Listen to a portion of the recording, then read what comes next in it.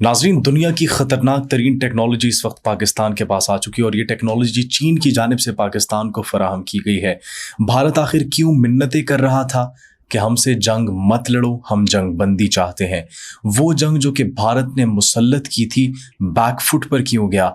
Trump को क्यों धमकी देनी पड़ी कि हम आपके साथ तमाम तिजारतें ख़त्म कर देंगे, मुआहिदों को ख़त्म कर देंगे, इंपोर्ट एक्सपोर्ट ख़त्म कर देंगे अगर भारत ने ये जंग नहीं रोकी। और बिलाखिर भारत ने अपनी शिकस्त तस्लीम की।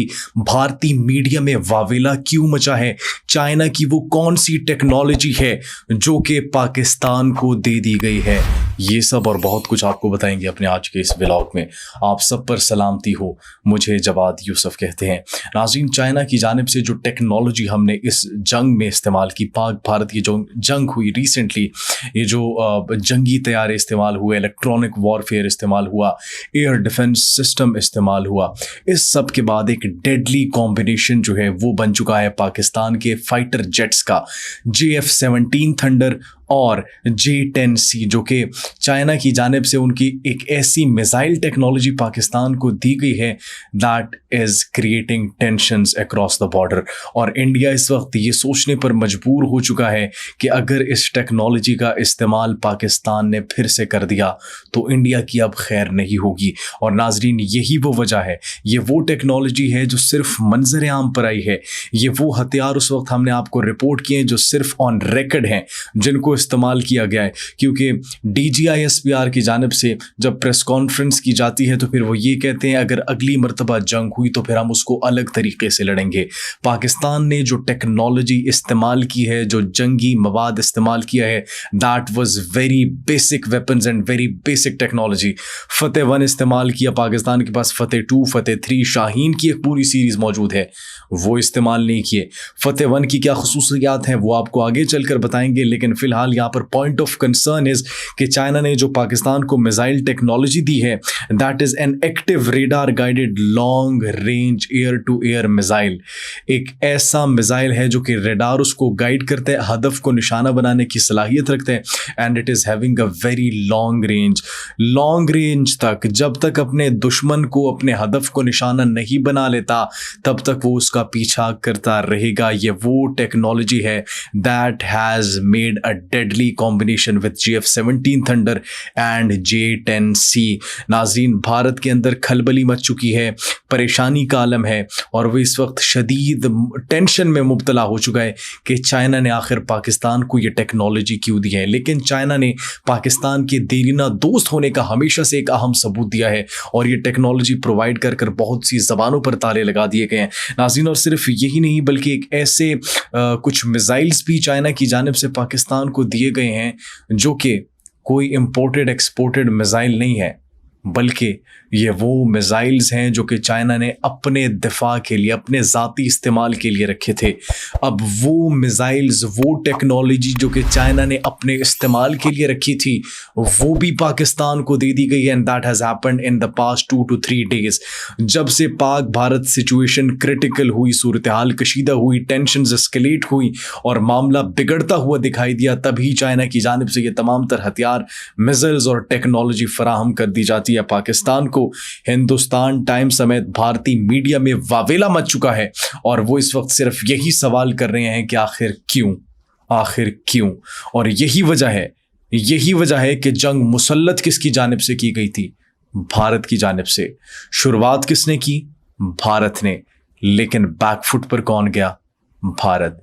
पाकिस्तान ने जवाब दिया, अपनी मर्जी का जवाब, अपने वक्त का तयन खुद किया और जिस तरीके से जवाब देना था उसका इंतखाब भी खुद किया। लेकिन इस सब के बाद भारत की जानिब से एक स्टेटमेंट आती है कि हम सिचुएशन को मज़ीद एस्केलेट नहीं करना चाहते, बशर्त ये कि पाकिस्तान भी इस पर कायम हो। अमेरिका, डोनाल्ड ट्रंप कूद पड़ते हैं बीच में। इस तमाम तर सिचुएशन के होते हुए डोनाल्ड ट्रंप कूद पड़ते हैं और कहते हैं कि हम तमाम तर तिजारत बंद कर देंगे भारत के साथ अगर भारत पीछे नहीं हटता। नाजरीन, वही ट्रंप जो कि पहले जिनसे JD Vance ने ये स्टेटमेंट दी थी कि पाकिस्तान और भारत का अपना मैटर है, पर्सनल मैटर है, हम बीच में नहीं पड़ेंगे, खुद ही रिजॉल्व कर लें।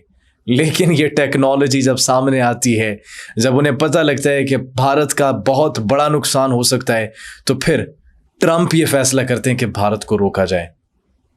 ट्रंप की धमकी के बाद भारत बैकफुट पर आ जाता है and they accept their defeat.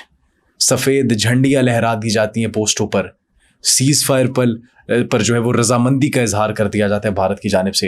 And that's the technology that the whole world is praising. ये वही टेक्नोलॉजी है जिससे भारत के अंदर सफ़े मातम भिज चुकी है। नाज़रीन, इसके साथ अगर पाकिस्तानी मिसाइल सिस्टम की बात की जाए, फतेह 1, फतेह 2, फतेह 3, लेकिन इसके अंदर कौन सा मिसाइल इस्तेमाल हुआ? फतेह 1।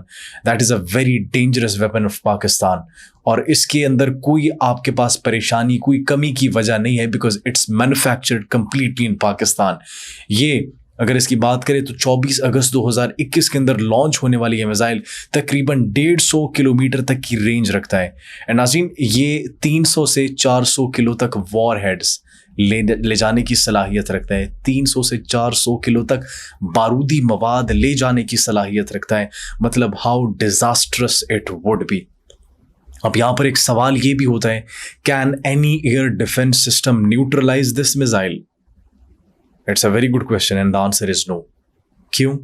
क्योंकि ये शूट एंड स्काउट पर काम करता है।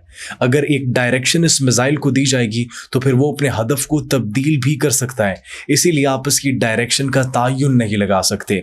India that is having 3 air defence systems, उनके पास 3 जदीद तरीन missile systems, air defence systems मौजूद है, जिसके अंदर सबसे पहला उनका है S-400 Russian air defence system. फिर उसके बाद इजरायली साख्ता है बुराक 8 surface to air, that is their second air defence system. तीसरा उनके पास आकाश है, that's their own manufactured air defence system. And Fateh 1 missile, guess what, ये इन तीनों एयर डिफेंस सिस्टम्स को चीरता हुआ हदफ पर निशाना बनाने की सलाहियत रखता है और उसको नेस्तो नाबूद करने की सलाहियत रखता है। And that is the reason it was used to destroy Indian military installations, air bases, ammunition depots. और जितना नुकसान इस मिसाइल ने भारत को पहुंचाया उन्होंने तो तस्लीम नहीं किया, लेकिन सोशल मीडिया पर वीडियोस ज़ेरे करते जिससे देखा जा सकता था कैसे आग के शोले फिजाओं में बुलंद है, आसमानों तक दिखाई दे रहे हैं कि वो आग के शोले और काला धुआं जो है वो बुलंद है। और पाकिस्तान का ये मिसाइल, इसने भारत को एक बहुत बड़ा और बहुत अहम सबक दिया है। नाज़रीन, इससे एयर बेस को निशाना बनाया जा सकता है, इससे कमांड एंड कंट्रोल सेंटर्स को निशाना बनाया जा सकता है। छोटे मोटे मिसाइल्स, छोटे मोटे मकाम और अहदाफ को निशाना इस फतेह 1 से नहीं बनाया जाता। और उसके बाद ammunition depots, logistic supply lines, तोपखानों को और ये डिफेंस टारगेट्स को न्यूट्रलाइज करने के लिए भी इस्तेमाल किया जाता है। नाज़रीन, अब पाकिस्तान के पास ये ऐसा मिसाइल है जो कि इसकी पहली सीरीज है, that's actually the beginning. Pakistan के पास फतेह 2 भी है, फतेह 3 भी है, and Pakistan is even working on Fateh 4 that will be having a range of 700 kilometres. Imagine, अगर वो इस्तेमाल किए जाते तो फिर दिल्ली, आगरा, लखनऊ ये तो बचने ही नहीं थे। नाज़रीन, पाकिस्तान के पास अब ऐसी ख़तरनाक तरीन मिसाइल टेक्नोलॉजी, ऐसा एयर डिफेंस सिस्टम और ऐसे जंगी हथियार मौजूद हैं जो कि जदीद तरीन है और वो भारत या किसी भी मुल्क को नेस्तो नाबूद करने की सलाहियत रखते हैं।